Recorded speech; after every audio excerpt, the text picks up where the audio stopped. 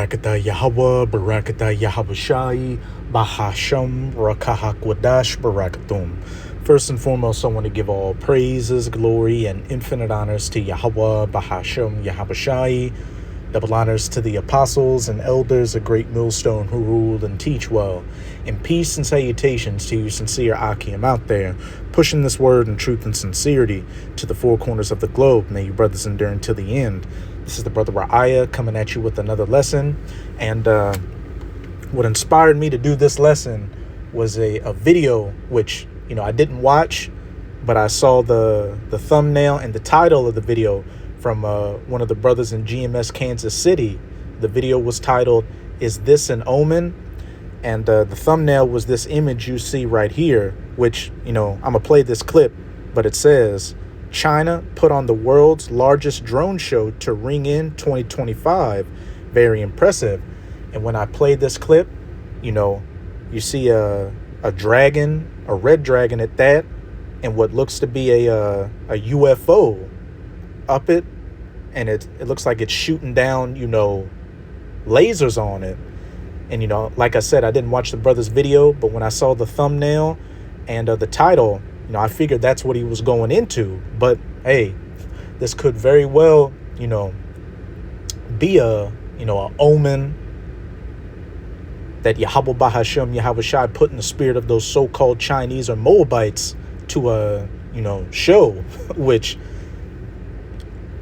it goes into scriptures that, Michael and his angels shall fight against the dragon and his angels, which isn't talking about, a Saturday morning G.I. Joe episode.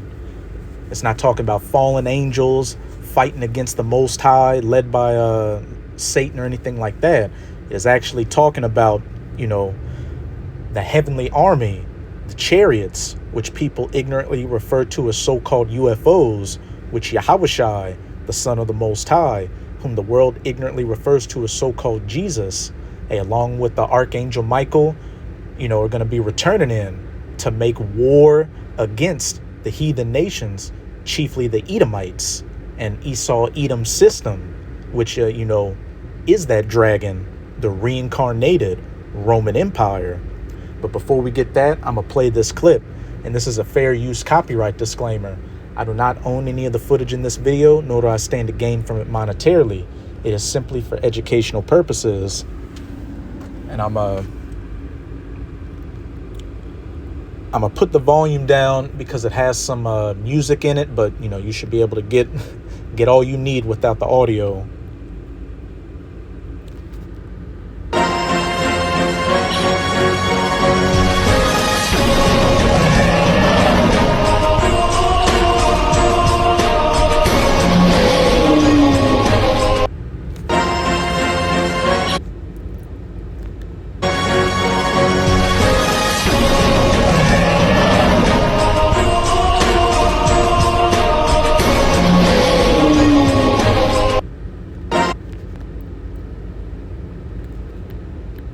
What does that look like? A red dragon getting fired at by a so-called UFO. Could very well be an omen. This is Revelation chapter 12. I'm going to read verses 7 to 9. And there was war in heaven.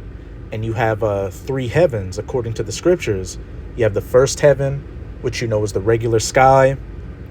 You have the second heaven, which is space, which in Leo, or low Earth orbit, is where Esau has all his satellites and other space apparatuses. And then you have the third heaven, which is the spirit world, where the Most High dwells.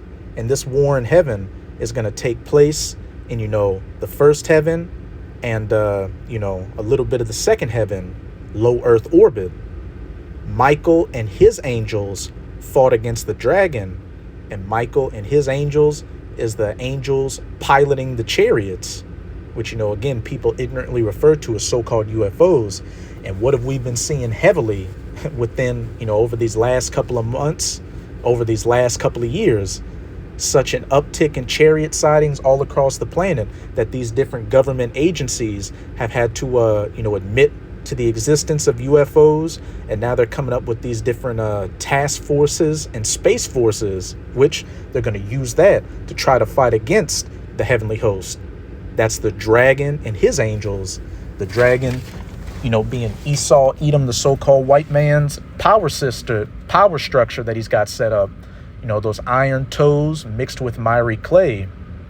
In Daniel chapter 2, the reincarnated Roman Empire, this NATO EU system, which the U.S. is a part of and at the head of. And when you read the first couple of verses in this chapter, it talks about that dragon trying to consume the woman and the man-child, which is referencing what? Herod the Great, who was an Edomite himself, who was a client of the ancient Roman Empire, trying to put to death Yahushua. So everything perfectly links up this red dragon to Esau and that Roman system. And there was war in heaven. Michael and his angel fought against the dragon, and the dragon fought and his angels. And the angels of the dragon is going to be this space force, his fighter jets and his other military apparatuses he's going to be using to try to fight against Yahushua's second coming. And prevailed not, neither was their place found any more in heaven. There's going to be no contest. And the great dragon was cast out, that old serpent called the devil and Satan. And hey, this also links, Esau to that serpent back in the garden, which that's who Esau was before he was known as Esau. It was the nation of the wicked, which deceived the whole world by what? His science, his pseudosciences and technology. And then you had his iconoclasm during the Renaissance, where he put up his image as the Heavenly Father and his Son, as the angels and as the Israelites. He was cast out into the earth, and his angels were cast out with him. First round knockout. Yahushua and the heavenly host wiping the floor with Esau, Edom. This is Isaiah 66, verse 15. For behold, Yahweh will come with fire through his son Yahushua, and with his chariots, so-called UFOs, like a whirlwind, to render his anger with fury and his rebuke with flames of fire. Those chariots shooting at concentrated heat are so-called laser beams. This is Isaiah 63. I'm going to start at verse 1. And the header reads, God's vengeance on the nations, the heathen nations, and you Edomites are you're first and foremost who Yahweh Bahashem Yahushua is coming for. Isaiah 63 verse 1. Who is this that cometh from Edom with dyed garments from Basra? And Basra was an ancient chief city of the Edomites. And the chief city, or Basra today, of Esau's is America. This that is glorious in his apparel, traveling in the greatness of his strength. Speaking of Yahushua, I that speak in righteousness, mighty to save. Wherefore art thou red in thine apparel, and thy garments like him that treadeth the wine fat, symbolic of the great death and destruction Yahushua is coming with. I have trodden the winepress alone, and of the people there was none with me. For I will tread them in mine anger. Hey, Yahweh cometh with his chariots like a whirlwind, to with his rebukes and anger like fire, as it said in that Isaiah 66 verse 15, and trample them in my fury, and their blood shall be sprinkled upon my garments, and I will stain all my raiment.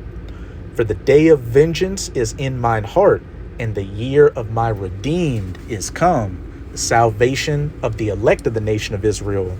The nation of Israel consisting of you so-called Negroes, Latinos, and Native Americans, as well as the Israelite foreigners who look like these heathen nations. And Apostle Tahar has deemed, 2025 to be the hopeful year of the salvation and deliverance of the elect and the destruction of Esau, Edom. And with China, having that drone show, which looked like a UFO shooting lasers onto a red dragon, Hey, it could very well be an omen that takes place this year, which Abaratazah, this is the year of the redemption of the elect and the destruction of Esau Edom. But whether it's this year or not, we know that our salvation is nearer than when we believed.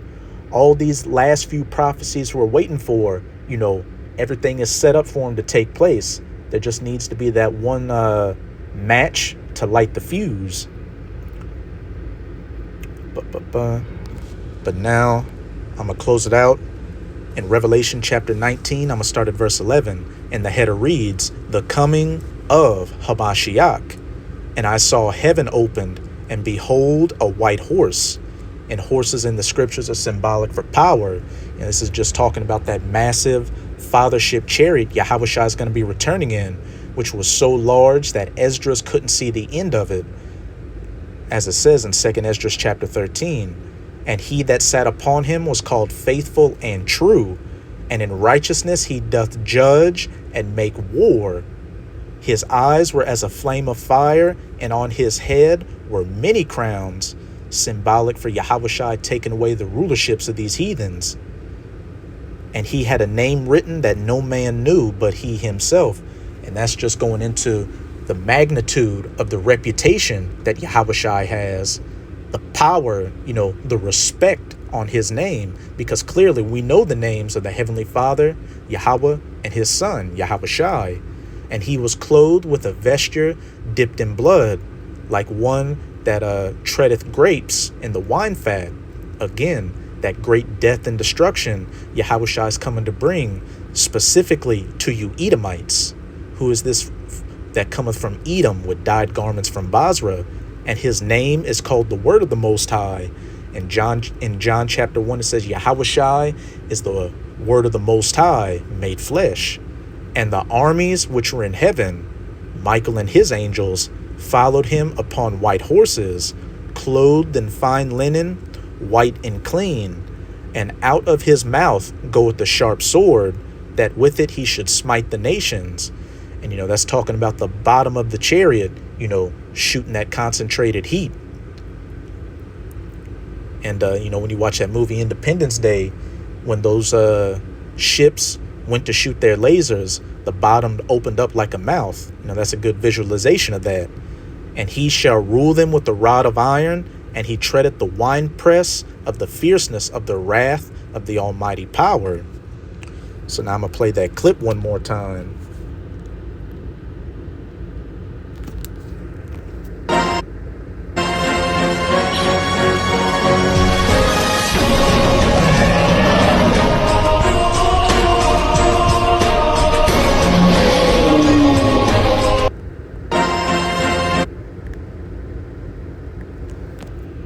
Michael and his angels fought against the dragon, that red dragon, and his angels. And out of his mouth goeth the sharp sword. And, it looks like a UFO shooting lasers out of the bottom of it. But that's it with this video. And with this video, I hope you sincere Akim and Akwath were edified. Just keep strong. We are almost out of this final wicked captivity of the heathen nations, chiefly of the Edomites. And as always, I'm going to say Abad Babal, Kwam Yasharala, and until next time, Shalom.